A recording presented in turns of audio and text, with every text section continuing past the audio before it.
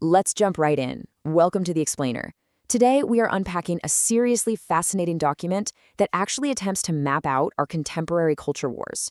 We're going to be looking at a text that constructs this highly detailed comparative framework, basically contrasting what it identifies as two foundational and fundamentally opposed Western worldviews. By breaking down the author's arguments, we can get a much better grasp on how they categorize these deeply polarized societal debates that, let's be honest, we see flooding our news feeds every single day. Now, take a look at this quote from Thomas Carlyle. It completely sets the philosophical tone for the entire document we're looking at.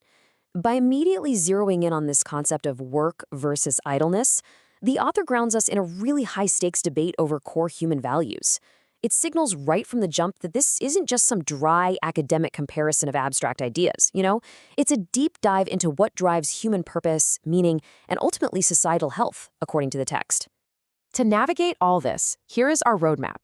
First, the two fundamental worldviews. Second, origins in human nature. Third, the Romantic influence. Fourth, the Marxist influence. And finally, societal consequences. Okay, part 1. Two fundamental worldviews. This is the absolute basis of the framework. So the text essentially divides the modern world by drawing a stark line right down the middle, creating a left and right column. On the left side of the ledger, we have what the author describes as the historical, traditional roots of Western civilization. Specifically, they're talking about Greek-Jewish-Christian culture paired with a Protestant Calvinist lifestyle.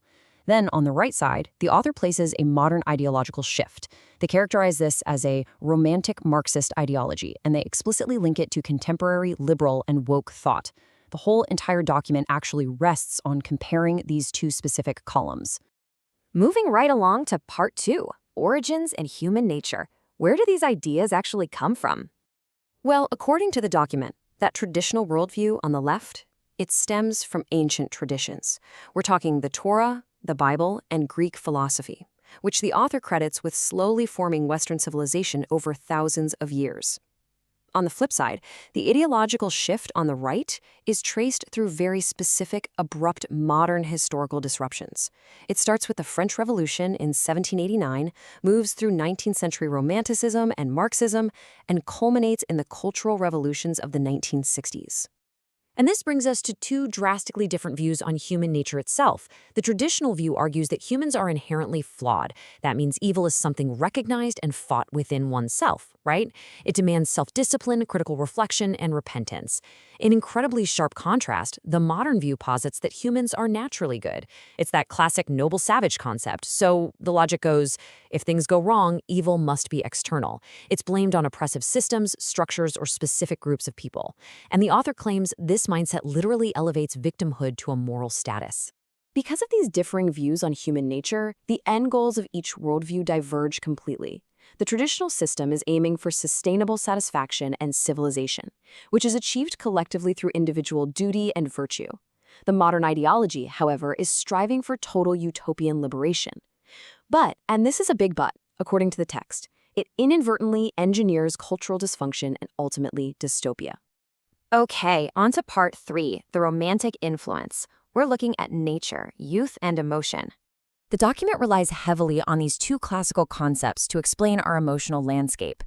The traditional column is described as Apollonian. Think reason, balance, order. Emotion is definitely recognized, but behavior is ultimately guided by the intellect. Now, the modern, Romantic column is labeled Dionysian. This worldview supposedly places a massive, one-sided emphasis on extreme emotion. It prioritizes following your hearts and views boundary-pushing authenticity as the highest possible good, while actively distrusting reason, seeing it as a tool of oppression. So, how does this play out?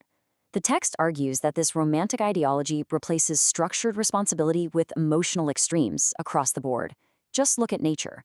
The traditional side favors stewardship, while the modern side is characterized by the author as embracing climate extremism, where humans are basically just a disruptive virus. Regarding youth, the traditional view respects the wisdom of aging, whereas the modern view allegedly suffers from a cultural Peter Pan syndrome, glorifying youth itself as a moral category.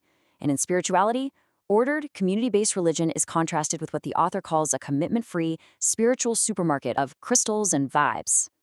And wow, this ideological divide extends directly into the home. You can definitely recognize this specific tension playing out in modern debates over family.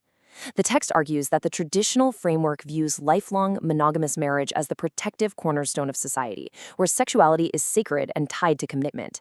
The romantic shift, however, champions free love, diverse relationship structures, and varying gender identities.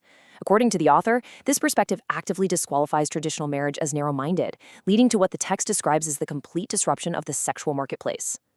So, if Romanticism completely changed how we feel and express ourselves, how are authority and economics viewed under this new framework? Let's find out. Part 4. The Marxist Influence. Exploring equality, authority, and society. The document claims that Marxist ideology seeks to fundamentally dismantle traditional hierarchies. Let's break this down. First, equality. The traditional side acknowledges equal worth, but recognizes differences in talent. The modern side demands equality of outcome, often enforcing it with quotas. Moving to authority. The traditional side respects expertise in institutions, like teachers and doctors, while the modern side is fundamentally anti-authoritarian, treating the rebel as the ultimate ideal. Finally, economics. A moral-based free market is contrasted directly against a state-controlled, anti-capitalist worldview. This stark contrast also spills over directly into gender roles. The traditional framework embraces complementary roles for men and women, viewing masculinity as a protective virtue. But the Marxist-influenced column is described by the author as being driven by radical feminism. Under this lens, masculinity is routinely labeled toxic, gender is viewed purely as a social construct, and there's this active systemic resistance to the conventional family structure. Now, what about how we treat the vulnerable? When it comes to social safety nets, the text suggests a profound philosophical split. The traditional view advocates for caring for the weak through charity and moral duty, but it strictly maintains that personal responsibility still matters. The Marxist view, according to the document, actually disempowers individuals by reducing them to systemic victims. By glorifying the oppressed and granting social status based on victimhood, the author claims this ideology creates a constant, never-ending search for new marginalized groups. Which brings us to our final section, Part 5, Societal Consequences, Debate and Continuity. Ultimately, the author argues this massive divide completely fractures how we speak to one another. The traditional framework purportedly seeks truth through factual debate and intellectual honesty. The modern framework, however, allegedly dodges factual debate entirely, preferring to just disqualify opponents by slapping them with extreme labels. Think Godwin's law. Furthermore, the text claims the traditional column values continuity, slow reformation, and a love for one's country. The modern column, meanwhile, seeks total revolution, a complete break with the past, and breeds oikophobia, which is basically a fundamental fear or distrust of your own cultural home. So, to objectively summarize the author's ultimate thesis presented throughout this entire document, the text aggressively claims that adhering to the traditional Greek-Jewish-Christian column leads to sustainable satisfaction, resilience, and societal health.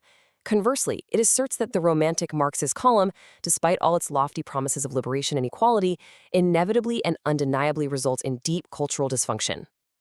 As we wrap up this explainer, I want to leave you with this question.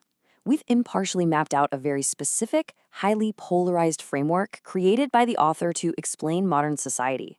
Whether you agree with these stark categorizations or if you find them deeply flawed, these concepts are undeniably echoing through our politics, our media, and our culture right this very second. Take a moment to reflect on how these deeply contrasting lenses shape the world around us today. Thank you so much for joining me as we unpacked this and keep questioning the frameworks that shape our world.